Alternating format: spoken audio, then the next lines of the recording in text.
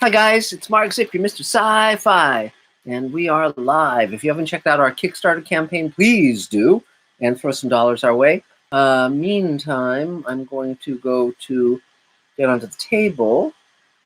Mail also, this is our simulcast, so, you know, that is how we do it here in Zickeryland. And let's see. There it is. Wait. Uh-oh. Why isn't the link here? May 5th? May 4th? Okay, let me try something else. It's not coming up. Table, tonight's meeting. There it is. That's why it's different. Okay, and there's this. Put this over here. Trying to find a way to place it. There we go. Gotta do better with this. Help. Okay, there we go. Got it. Okay, and the Swedish girlfriend, she was a tvätta. And I thought, what does that mean? Does that mean thank you very much? Nice to see you. She said, means wash the car. Hi guys. Great. There we go. Okay, here we all are. And welcome to the table. Welcome to Mr. Sci-Fi. Good to see everyone, all the multitudes. And Christine, I guess you're at the top of my screen. If you'd like to have your turn, go for it. Mark, yes. You're a little low in volume. That's extremely odd. I can't imagine why that would be. I can't either. That's strange. I don't know what to do about that. I'm sorry. You up. What? Yeah, if you can go into audio settings and check where your microphone volume. Where? Let's see. Okay, audio settings. Let's see. System preferences, you mean? Okay, let's see. System preferences.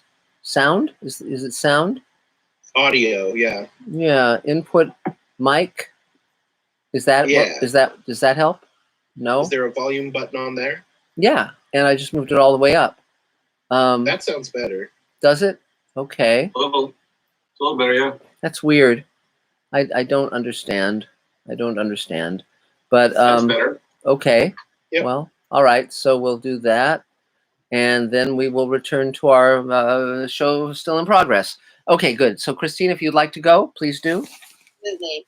I'm thankful to go first because I have to kind of bug out early. Okay. I'm Christine Laurie. I've been coming to the table for under 5 years, but it feels like 5 years because y'all feel like family. Oh, good. And I have had the opportunity to grow within the entertainment industry, working with different people from the table and kind of learning what do I like to do, what am I good at, and what transferable skills do I have. It's been a really fun adventure, and I'm really excited that more and more things are opening up in the entertainment industry. And earlier this year, I did the COVID compliance officer training, and I continue applying to personal assistant, executive assistant opportunities local to where I am. And I'm always thankful for the happiness and the support and the, I always say if you've had a bad week, you need to come hear what we have to say and support you. And if you've had a good week, you need to come tell us what happened so that, we can know that there's so many possibilities. Great. And with that, give it back to you guys. Okay, yay, 3 cheers. Well said. So, Adam, is there a Mr. Sci-Fi question yet? I'm not sure, but let's see. Yeah, but no questions yet. Look out. But well, I will take this. Everyone's just saying hi. But I will take this opportunity to remind those watching on Mr. Sci-Fi that we do have super chats available. Yes. That is available as a thing. Normally I do encourage you to do super chats, but today I'm going to go ahead and recommend that you visit our Kickstarter, and we're going to talk about that a little later. Yes. And one thing I wanted to mention is, it's like we also have walk-on roles and all sorts of cool things available. So there's a lot of stuff we're offering, and we're about to offer a new treasure trove of Star Trek material as soon as I do the video. So that's going to be really, really cool too. So great. Okay, well, thank you, Adam. So Elaine is going. Oh, yes, Elaine should take her turn because she's. Take your turn because you're going away. It's still early, but it's not. I'm speaking for Judith Smiley. Look out. Who was hoping to be with us. She was hoping to be with us, but she had like as you know, she's in rehab. Yeah, well, rehab for an injury, not for like heroin addiction or something. And she's hoping to be home Friday next, not this one, but the one after. Great. But she was hoping to be with us, was eager to be with us. However, she had like a spate of doctor's appointments, and so she's just a rag doll. Great. So so it's all looking good, but it was like running to the doctor. So she wanted to send her love to everybody. Yes. And that's so that's great. Thank you, Elaine. And Nina, welcome. I'm glad that you're here. You look like you're in the lower depths of hell because it's this red image. It's spooky and great. So Elaine, you should probably take your turn because you're going to be peeling off. Elaine is going to a Zoom session with Bradley Cooper's development exec. He's doing he's talking about Bradley Cooper's company. Yes. And I have to walk like 20 feet over to my office to turn on the computer to look at that at 7 o'clock. And see if it's worth it. Yes. So. Yes. But okay, great. Okay. So did you want to take your turn? You might as well. Sure.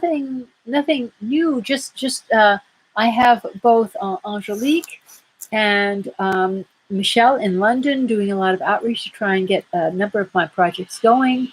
So they're calling people. They're being sneaky and being inventive.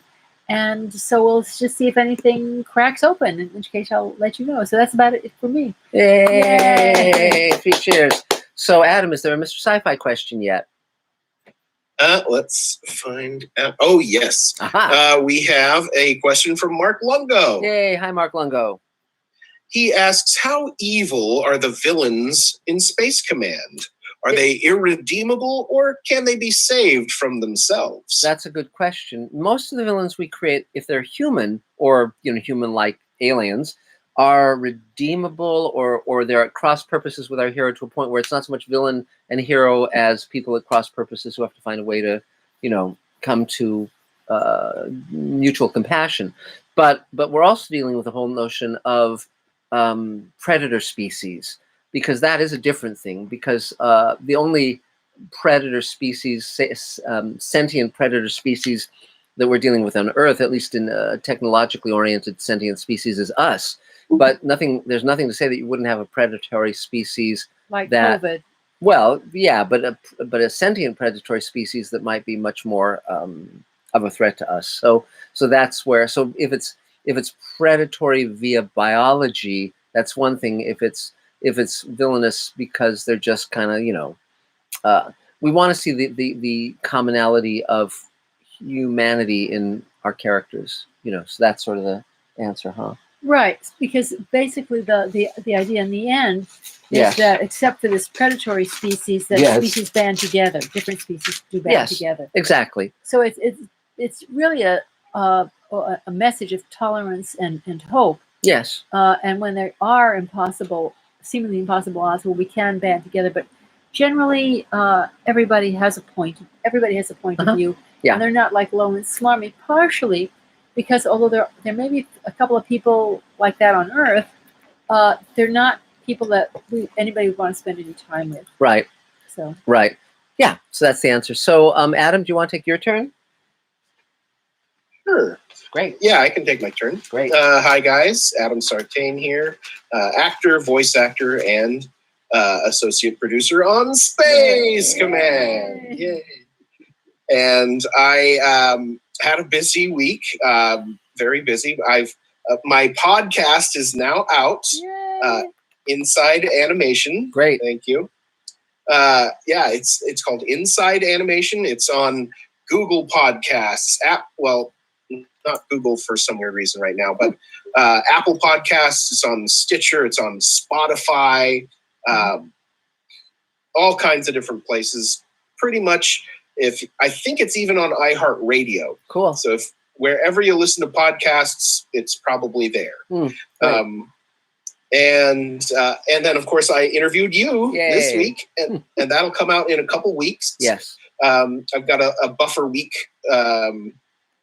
that I put in, but it's scheduled. It's it drops every Monday. Cool. Every Monday there's a new episode, but episode 1 is out now.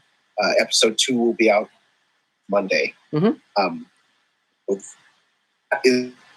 And also I got did a little got cast a little VO thing for a I think it's like a YouTube series, Great. web series called The Quarantine Crew, and I did the beginning narration for it. So they wanted something epic, so I gave them my David Attenborough impression. At the dawn of the pandemic, 3 brave Angelinos set forth. That's fun.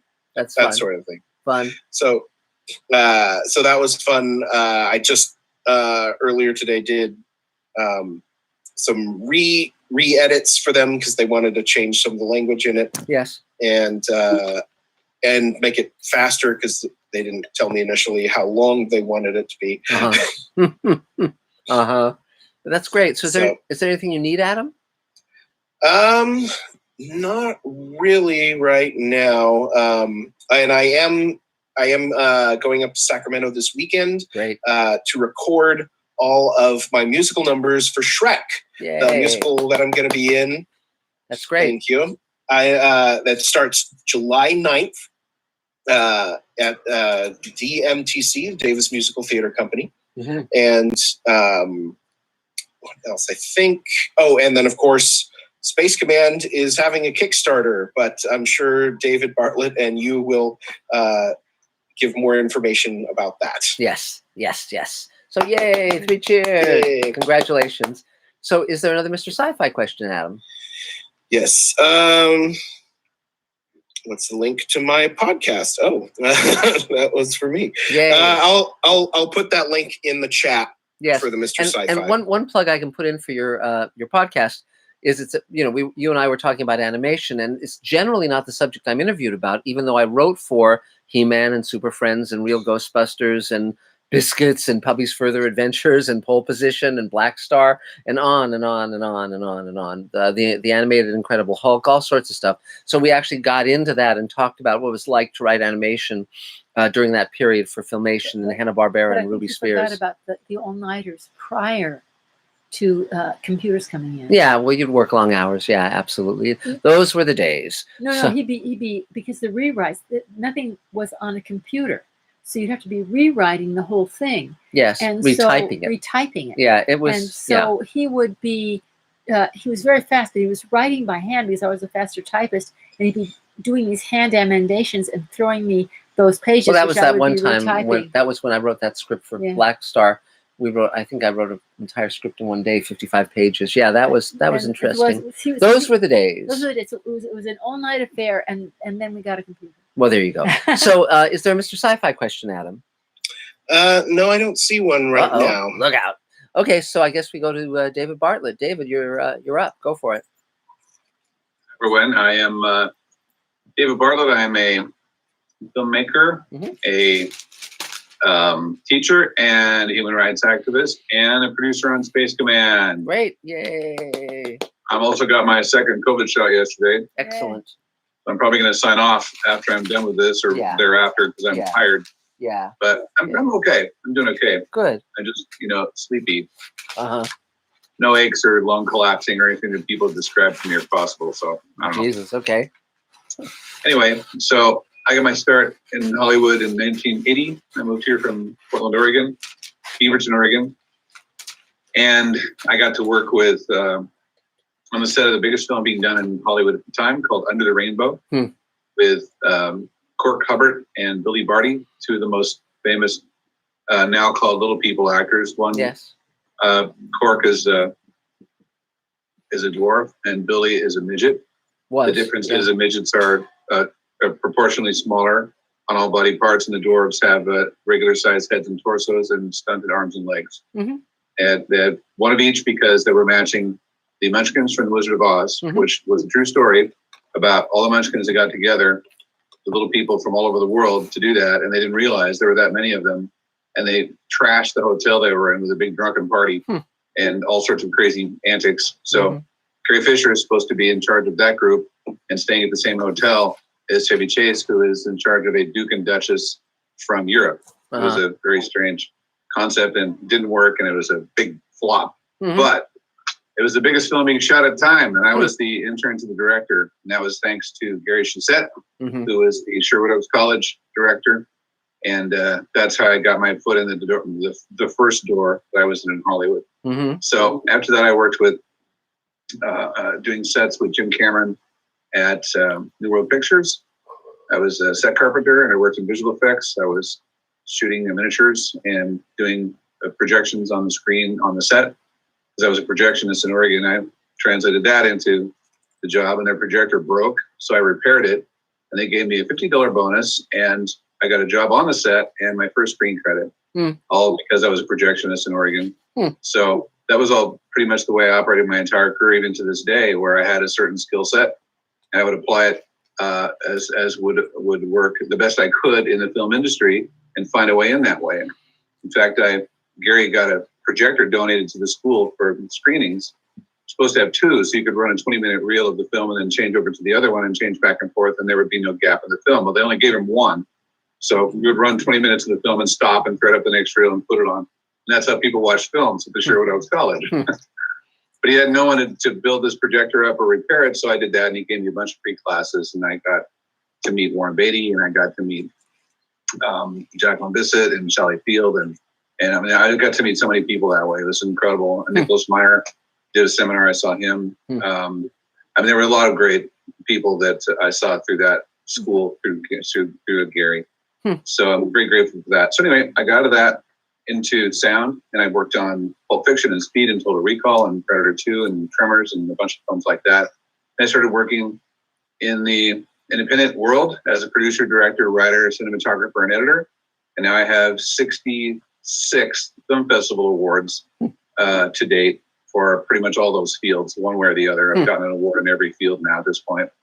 Interesting that the tougher ones to get are the editing and cinematography, because they don't offer that many of those at film festivals. Yes. And the producers and directors that submit the films have a limited amount of funds because you have to pay for each of the submissions, so they don't submit us. Right. For those, they submit them for the actors and directors and producer parts.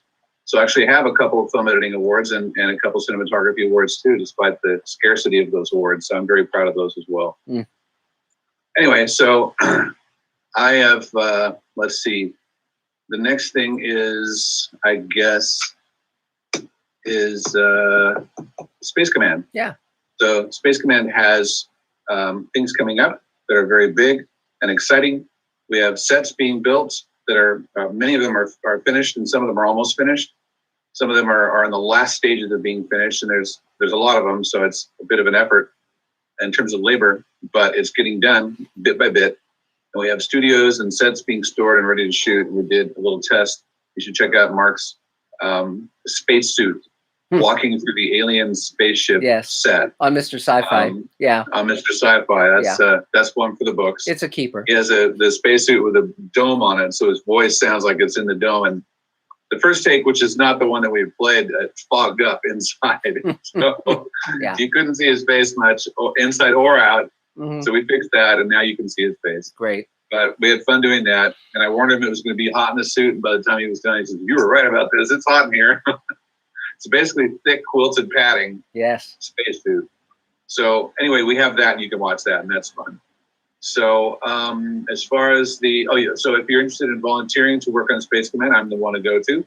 If you're interested in paid position on Space Command, I'm the one to go to for that too. We have a couple right now. If you have skills with spreadsheets or shipping or a car, and you're interested in being any kind of a runner, I have spots for all of those. Plus carpentry. We're looking for carpenters. Carpenters are valuable. They're skilled people. They're hard to find good ones. And, even though we have a little money to pay, there's people coming out now of the COVID into regular paying jobs. So it's being more and more challenging to get good people to work with. So I'm really open for that. So anyway, that's the Space Command front. And then the Kickstarter campaign, you guys should check it out, see what you think. If you've got the opportunity to join the Kickstarter team on Space Command for $1, you can also do something new for Kickstarter this year that's Indiegogo started doing. So they were like, oh, we got to do that, which is called add-ons. Add-ons are really cool because you don't have to buy an entire tier of perks like you used to have to buy. You'd have to buy $100 would get you this, and this perk. Well, if you only wanted one of those, What if you already had some of those? You were stuck. Well, now you're not. So if you come in and buy a tier for $1, you can then look at the add-ons, which are individual perks by themselves. So you can do it like the Etsy store or something along those lines, where you're just scanning along, you find something you like, and you go, boom, and I want that perk only. And that's been very popular. So really pushing those. Like some people wanted more patches, for example. The patches are very popular. So instead of just buying the 2 in the group, they could buy 3, which you couldn't do that before. Now they can buy 5 or 4 or whatever. So anyway, you get the idea. It's more like a store now, which is really nice. So then we've got the table email. So the table email is me. If you want to get on the table email, I can help you. If you have problems with the table email currently, I can help you with that too. Just send me an email at davefilms@hotmail.com. This goes for the Mr. Sci-Fi people too. You guys can also join. A limited time offer until the COVID's over, which could be, not too far from now. Marie Callender's, where we usually meet for the table, is open for business for a limited amount of patrons. So it's probably just a matter of time until we're able to go back there. And we haven't figured out what to do about the Mr. Sci-Fi folks at that point. We'll probably come up with some clever idea. We'll figure something out. out. In the meantime, now's your chance. Great. So that said, I will put my email in the margin here, and you guys can contact me if you need to. And that's it. Great. Yay. Now, one thing I want to mention, David, is you mentioned Billy Barty, who was a very famous little person. And the Billy Barty and Cora Hubbard were the 2 midgets, dwarfs that were in the Blade Runner. Huh, that's interesting. Well, the thing I don't know if you know is when I was a kid, Billy Barty had a kid show here in Los Angeles. And when I was 7, I think, I won a TV set from Bozo the Clown. It was a drawing where I'd put my name in a supermarket, in a box in a supermarket, and he pulled my name out. I was lying on my stomach on the floor with my back to the television, and I said, "Mommy, I think Bozo just said my name." So she called the station, KTLA, and she said, "Can I talk to Bozo?" Which is a very funny thing to say, actually. And they said, "Well, Bozo's on the air right now." But then they confirmed that I had actually won a 19-inch Admiral black and white TV set. And my mom said, if we have to pay any tax on it, we can't take it because we were very poor. She called one of her boyfriends to drive us there because I don't think we even had a car at that point. But Billy Barty had a show on the same station. So when we went to pick up the TV, his show was on, and I got to watch him shooting his show. And every day he would take questions from the audience of kids, on his show. And they would always ask him the same question, which he would always duck. And the question was always, "How old are you?" And he would always go, "Oh, next question." And and then the other time I saw him was when I was producing Sliders at Universal. One day I was walking across, from my office, from the building where my office was, to I think to get lunch in the executive restaurant, and there was a table outside, set up outside, and Billy Barty was at the table signing photos of himself to anyone who passed by for free. And I have no idea why he was there. I have no idea why he was doing this. But he signed me a photo. I mean, it was just like, there's Billy Barty. And so I don't know where that picture ever got to, but that was certainly a memorable event, so there you go. So, did you ask him how old he was? No, I didn't. No, I knew. I just realized something too. I was remembering the voices of the 2 different types of little people. Mm-hmm. The Peter Dinklage, being a dwarf type, yes, has a normal voice. Yes. And the types of midgets have these small sort of helium type voice. Yes. Like the Munchkins, the Lollipop Guild. Yes. Those are midgets because they had the funny voices. They weren't putting on those voices. Those were real voices. Yes. Well, there you go. So anyway. Great. Yay. So Adam, is there another Mr. Sci-Fi question? Yes, we have a whole bunch now. Let's start with Scott Baker. Hi, Scott. Who asks, will you address the issue of humans eating animals and how extraterrestrials might feel about that in Space Command? I haven't done so yet, but Elena's a vegetarian, so it stands to reason that I might. So I'll think about it. I'll chew on it. No pun intended. So great. So let's see who's next on the script. Carol's not on screen. Carol, are you there? No, I don't think so. Okay. So why don't we do Mark Gushowitz? Yay, Mark Gushowitz. Yay! It's before 6 o'clock and I get to go. I think that's a first. Yeah. I don't generally show up till after 6. So anyway, this has been a really weird week for me. Today, nothing got done because I also got my second shot and I cannot move my arm. Wow.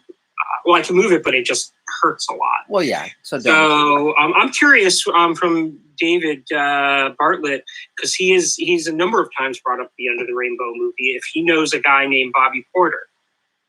Oh, that's a familiar name. He was a little person. He is a little person too, who became a friend of mine because of Talking Apes. Because he played 2 child apes in 2 of the original movie. That's so every great. time he brings it up, I remember Bobby's one of the greatest people in the world. You want somebody to tell you stories? Nobody tells a story like him. Wow. And about all the movies he's been on, because he's been on a lot of movies. I was just kind of curious if you knew him. Anyway. So this has been a really busy week for me. I started color correcting a film edited by Mr. David Edison for Mike Lopez, and that's going okay. It's going okay so far. No real problems there. I got another batch of sound from Earl for my short film. I think we're pretty much done with sound, so now we can get music. Just want to finish this thing already. And color's pretty much done with that as well. And I just did my second podcast interview for my podcast. I interviewed Joseph Doherty, and what I think went really well. My first one I thought had some bumps, just basically me, because I'm learning that with Talking Apes and the other podcasts I've done, it's always been an interview kind of situation, except for when it was me and my co-host, and then we were both fighting to talk. And so since I'm trying to create a discussion here, I'm learning that, well, Joseph was great, but my first guest, I think they're more used to interviews. So they're waiting for questions rather than a back and forth conversation. And so I'm learning that it's going to be really kind of a different situation to be able to accomplish that. But the information I've gotten on both movies that I've done, one called Plague Dogs, the other called Them, has been really, really interesting. And the one with Joseph was great because you can really tell he loves this movie. I would be real surprised to find out it's not like his favorite movie of all time. And when somebody shows that much love for a movie, it just gets very... you start to love it as well. Yes. And infectious. And so I'm hoping that really comes through, because I had a really good time talking to him, and I think it's going to be a really, really good second episode. And I'm in the process right now of setting up my third episode with Rob Paulson, who's a really big name voiceover artist. And so, Adam, you're doing the animation thing. I just want to share. Give me a couple of weeks to get my stuff settled in. I don't know if I can connect you with Rob, but I can connect you with Tom, my first guest. Okay. He's been in the animation field for like 35 years. He's worked on some stuff that Mark's worked on. He's worked with Ray Harryhausen and Bernie Wrightson. And I'm sure he would come on your show. And he's my connection to Rob Paulson. So if he likes you, he might be able to connect you there as well. Although I make absolutely no promises. I've been trying to get to Rob Paulson and Maurice LaMarche through a different connection. But I'd be happy to either if I can get it from both sides, maybe he might say, yeah. And I think Rob was I already had an hour and a half just preliminary talk with him, and he's a great guy. So just be in mind as you get further down the road. And I'm also going to tell you another little piece of information. Put your podcast on Apple Podcasts. Yeah. Right now, Spotify, so you're not really searchable. But once you get on Apple, you become incredibly searchable. It should be on Apple. I posted it, and they've said that it's been approved. I didn't see it there, and I took like 5 minutes ago. So okay. But anyway, so yeah, it's been pretty busy for me. It's been pretty, I've just been working and been happily grateful that I've got a lot to do, although because there's so much to do, sometimes I feel like I'm not even getting enough done on individual projects. Because you're working on like 5 projects, you can only get a little bit done on each one.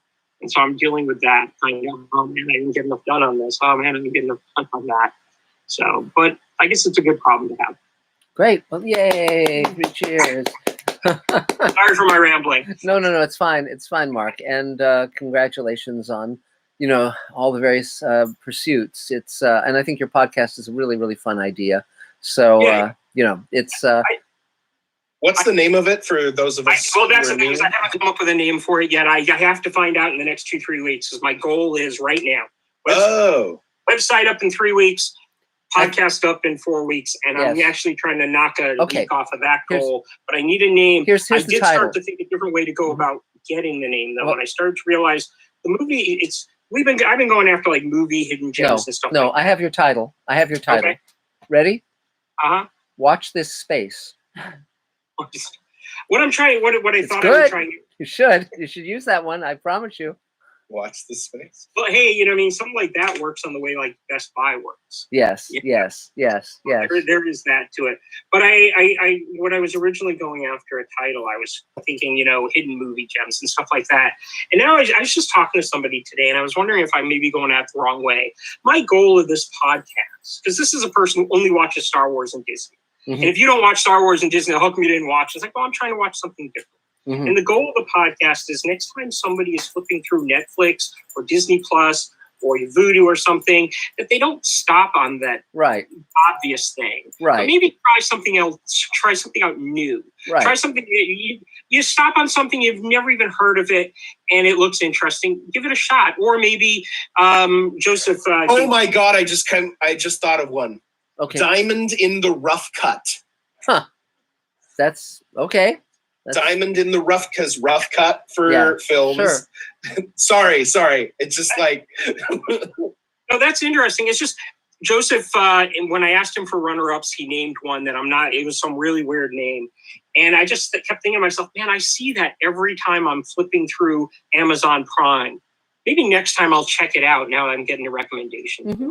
Sure. And I think that's kind of the goal of it is stop. You don't have to watch the next Star Wars thing the day it comes out. There's all this other stuff that you can watch too. Yes.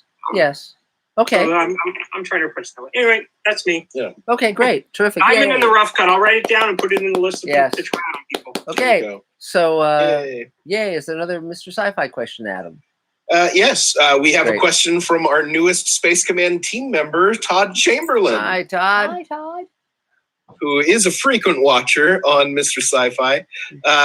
He says, I watched a documentary recently on Herbert Solow and Robert Justman. Yes.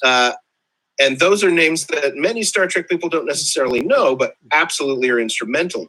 Do you know those guys, and do you have any stories? Yes, I do. I've met both of them. I actually have a copy of their book signed by both of them. They were both, Herb Solow was the studio liaison, the studio rep during the original Star Trek. And in fact, in the Space Hippies episode of the original Star Trek, when you want to insult someone using the Space Hippie slang, you call them a Herbert. And that was a joke aimed at Herbert Solow. And, so that was pretty hilarious. And, but when Roddenberry died, because during Roddenberry's life there was all these claims of him. He was very self-mythologizing, and he would tell stories and position himself a certain way. And while he was alive, no one wanted to basically ruffle his feathers, and so a lot of the people who knew what the real story was didn't speak up because Roddenberry was a billionaire, the asset for Paramount, and so they obviously wouldn't say, well, no, he's full of shit. So.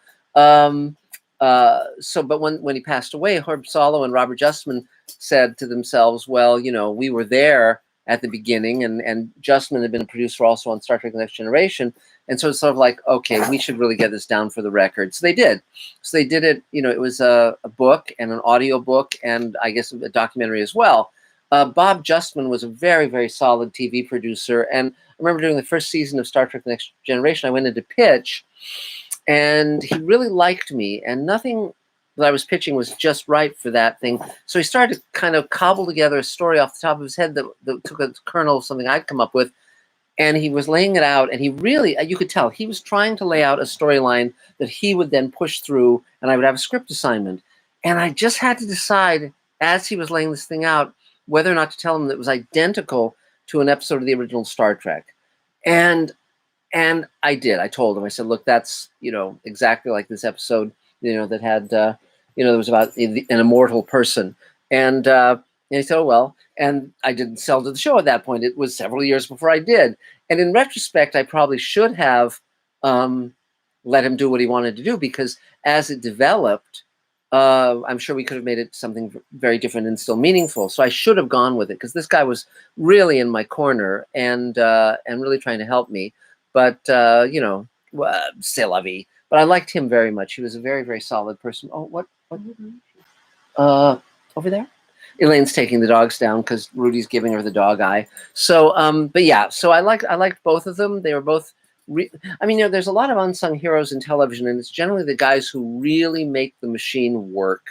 And they're not the geniuses of, you know, the high profile guys. They're not the J.J. Abrams of the world, but they're just the guys who are in the trenches day to day, making sure the machine, you know, is lubricated and works. And Bob Justman and Herb Solow were definitely two of those guys. And so I'm really glad that I had the chance to meet them and you know, and see how they made it go. And speaking as, you know, the author of the Twilight Zone Companion, obviously, you know, oral histories by those who were there are invaluable in the history of television, because television is the great art form of the 20th and 21st century. It has incredible power and incredible reach. And so I think it's so important that we get those oral histories of the people who made these shows happen while they're still with us, because once they're gone, and those stories are lost.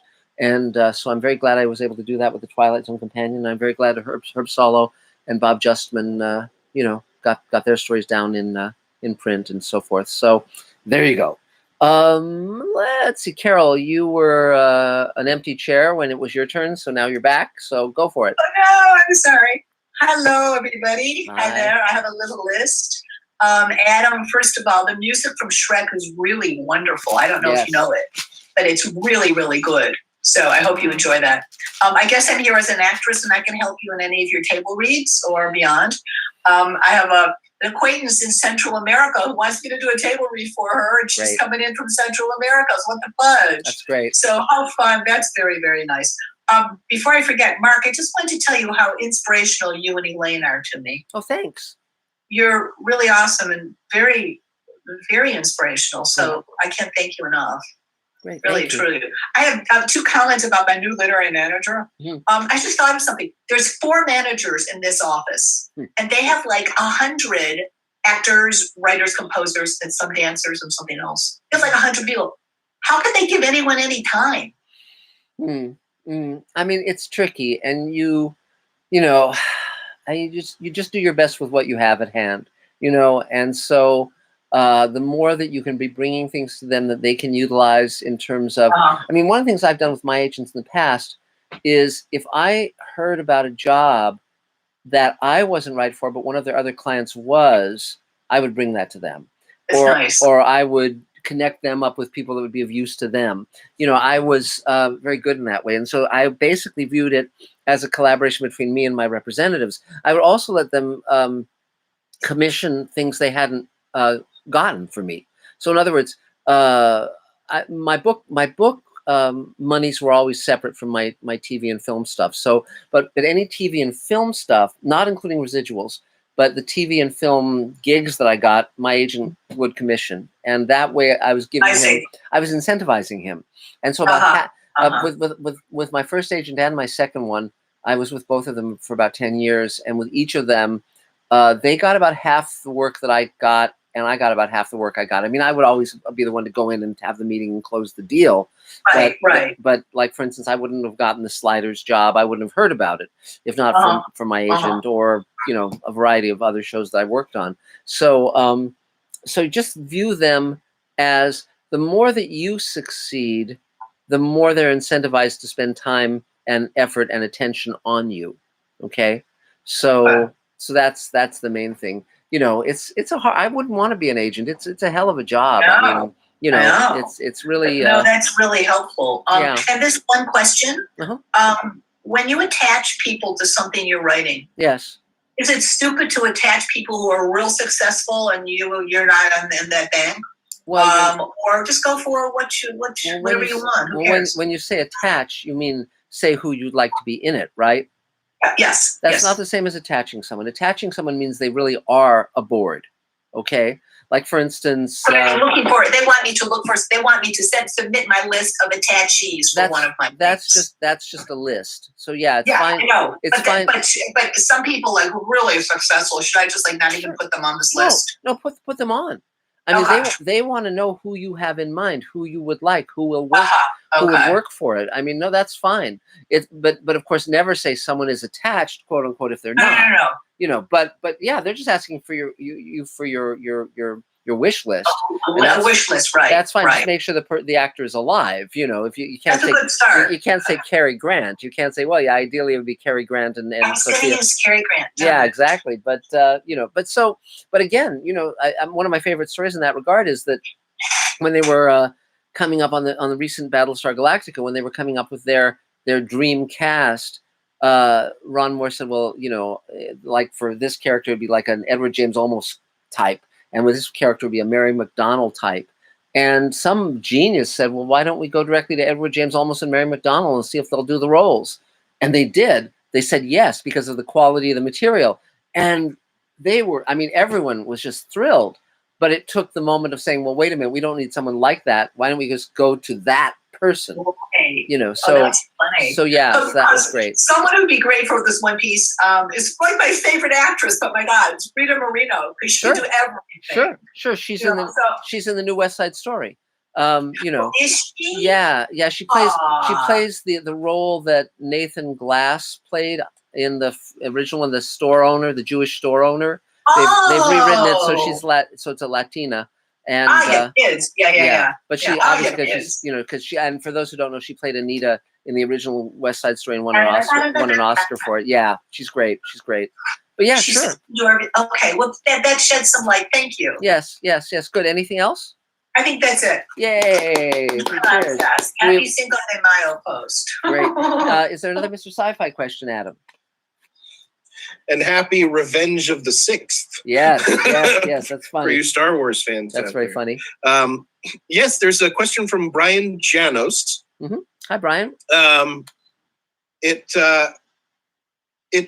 seems like it should be read in a British accent, so I'm going to attempt that. Okay, sure. Mr. Sci-Fi, were you the gent crawling through Rod Serling's attic? Yes.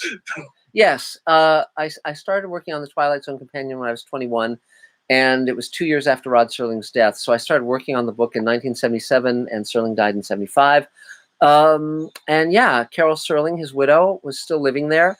And I also his daughters would come by and visit. And everything was exactly as he left it. His scrapbooks were up in the attic, these big leather-bound volumes, and his files were all there. And there was his office in the guest house back of the house. And you know, it was all there, and in the garage were the 16mm prints of his Twilight Zone episodes in film cans. You know, and when I was writing that book, there was no internet. There was no way to easily research stuff. You had to, you know, if you wanted to watch some live TV show from the 50s that had been put on Kinescope, you had to go to an archive, like a university, and put it on an editing machine and watch it that way. When I started writing the Twilight Zone companion, they didn't even have the Twilight Zone out on home video. So it was very challenging. I recorded the episodes off the television on audio tape.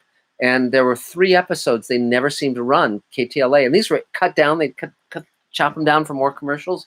And there are 3 episodes they never seemed to run. So one day I called KTLA and I said, hi, I'm writing a book about the Twilight Zone. There are 3 episodes you never seem to run. I just was calling to find out when you'll run them. And they said, well, what are they? And I named the episodes, and the guy said, well, we'll run them next week. So all of Los Angeles saw those episodes because I needed to see them. So that was pretty great. But the book took 5 years to write, and it's been in print ever since, and came out in 1982. So next year, I guess, will be the 40th anniversary of that book coming out. And is my math right? Something like that. 30th, I guess 30th, whatever it is. 40th. Yes, Dave. Thank you, Dave.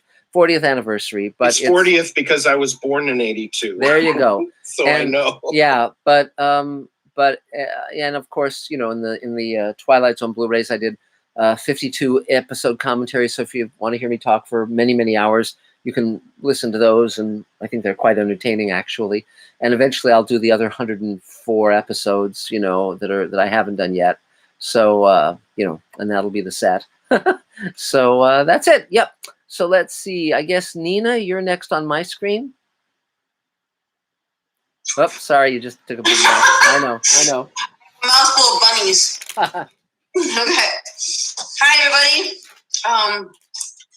Things are good in Chicago. Except I can't seem to keep moving. Stop moving.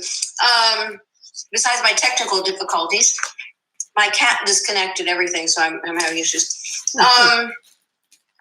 I've sung at 2 clubs. Great. Concentrating on putting my book together. So, for instance, if a band wants a singer to come in to augment their set because nobody's ready to play right now, I have stuff ready for them. Just give them a book and let them have at it. Great.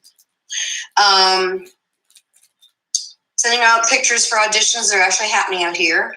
Oh, wow. I came out to Chicago and I recognize I disconnected a lot from my life, just when I disconnect a lot for a lot of different reasons. And I forgot I had this whole email set up that was strictly just for acting work and agents and stuff like that. And I just unburied that and found a slew of places to go for auditions in Chicago. That's great. So I've been weeding through all of that. This thing is moving. I'm so sorry, guys. It's fine. Bouncing. I'm with Carol, man, showing up here, even if I don't have anything to say, even if I just keep my big mouth shut, which is probably more helpful than not, I learn so much, or I get something that I needed that day, regardless of where I'm at. Judith says her love to everyone. And that's it. Great. I don't think I need anything. I just think I need time to do what I'm doing, and that's it. Great. Well, thank you. Thanks, Nina. Good to see you. Thank you, guys. Yay.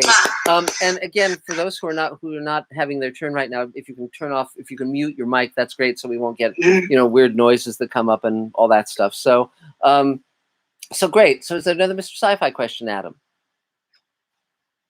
Yes. One moment. Yes, we have a question from Arkansas Big Dog Hensley. Hello. Good to see you. Good to hear from you.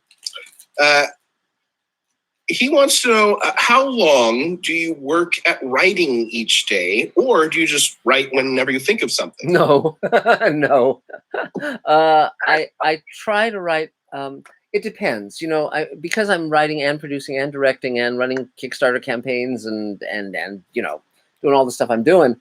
I'm not writing as much as back in the day. I try to write each day, and sometimes I'll be writing on several things simultaneously. Like, for instance, today we were rewriting a scene from Space Command, and for an actor to do a reading, to audition, and Elaine and I were writing a monologue, and then I'm reading through the new book. So I always try and make sure that in a given day, I'm paying attention to all the kind of major things that are on the burner, and I always carry a small notepad with me, so I'll jot down ideas. I had 2 ideas for TV shows yesterday that were really interesting, or they could be novels. I mean, it's just really interesting science fiction ideas that I've never seen anywhere, and so that was really fun to write those down. I try and keep a list of ideas, and some of them I never get to, and others, like Magic Time, eventually I just said, okay, let's write that one.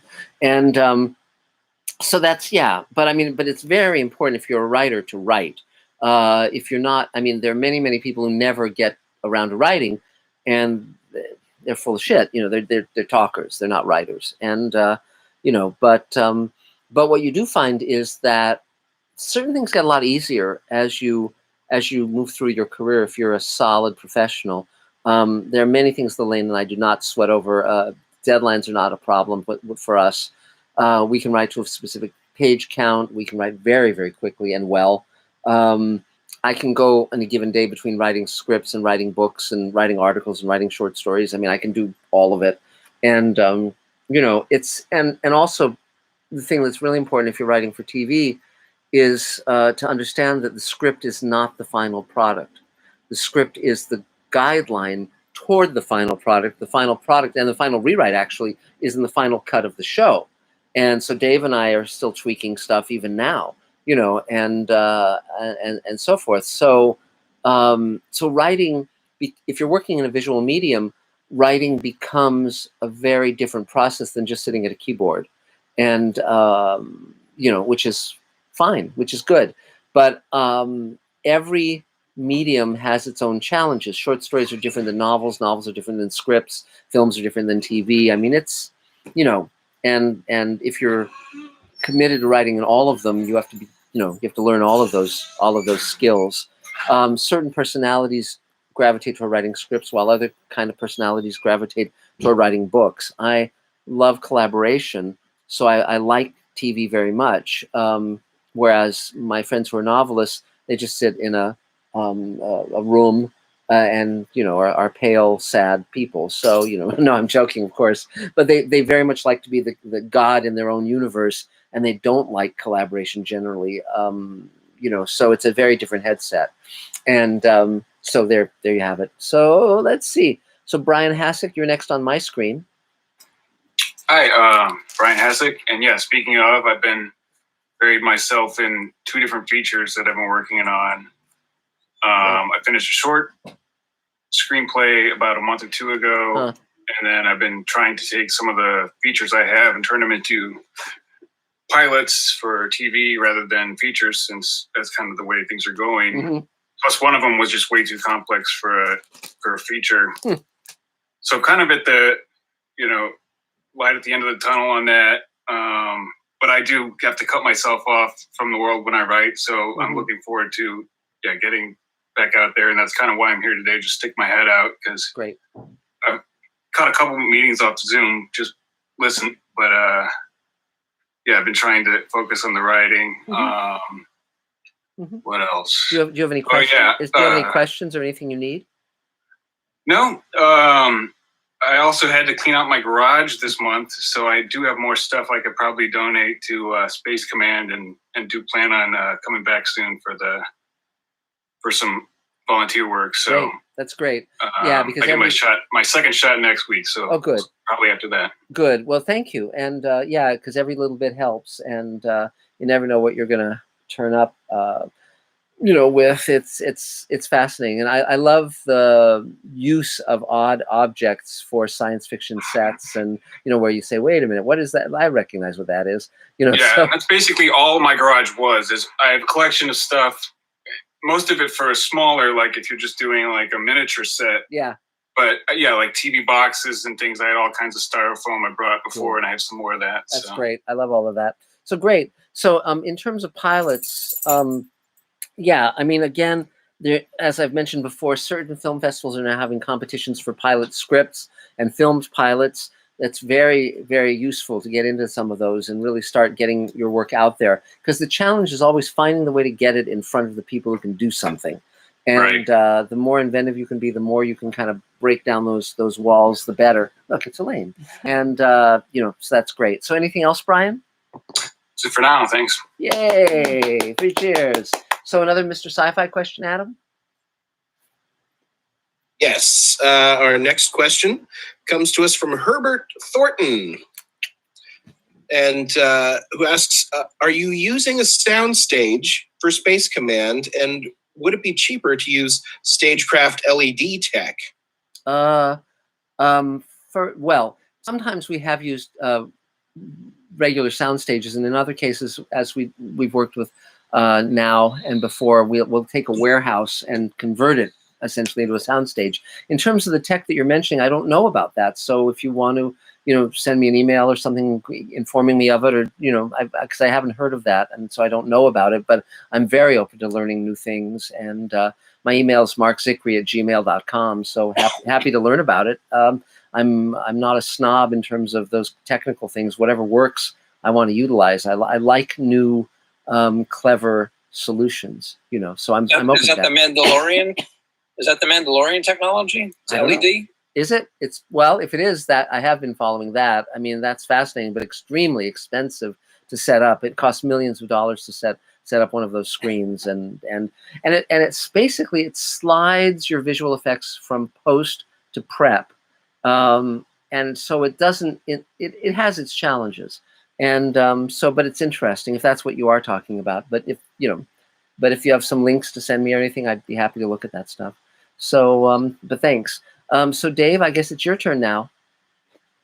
All right. Hi, everyone. Glad to hear everybody is getting all shot up. I've been all Pfizered up myself. My wife is all Moderned up. We have been, and we both, like David was saying, tired, achy for a day, but back to normal, whatever that means, and grateful to be part of the solution. So,